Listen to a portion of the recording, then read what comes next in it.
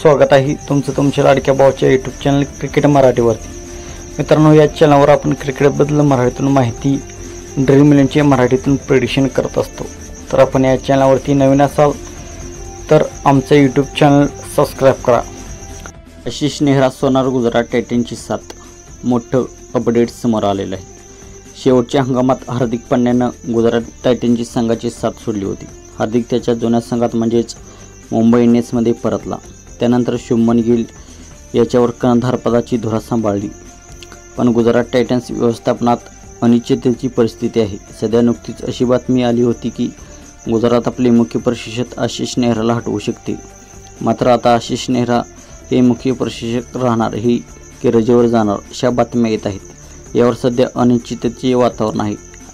IPL लिलावापूर्वी मोठा निर्णय होण्याची शक्यता असल्याचे मानले जात आहे।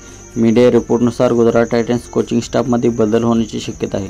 सध्या गुजरात टायटन्सचे क्रिकेट संचालक म्हणून विक्रम सोलंकी कार्यरत आहेत, तर नेहरा मुख्य प्रशिक्षक म्हणून काम पाहत आहेत। दोघेही गेल्या 3 हंगामापासून गुजरातशी जोडले गेले आहेत। याशिवाय फलंदाजी प्रशिक्षक गॅरी कर्स्टन आहेत, पण गुजरात टायटन्स व्यवस्थापनात मोठा उलटफेर होण्याची दाट शक्यता आहे। विक्रम सोलंकी गुजरात टायटन्ससोबतच राहतील असे मानले जात असले तरी आशिष नेहरा रजेवर जाऊ शकतो, त्यामुळे गुजरातच्या व्यवस्थापनात मोठा उलटफेर होण्याची शक्यता आहे।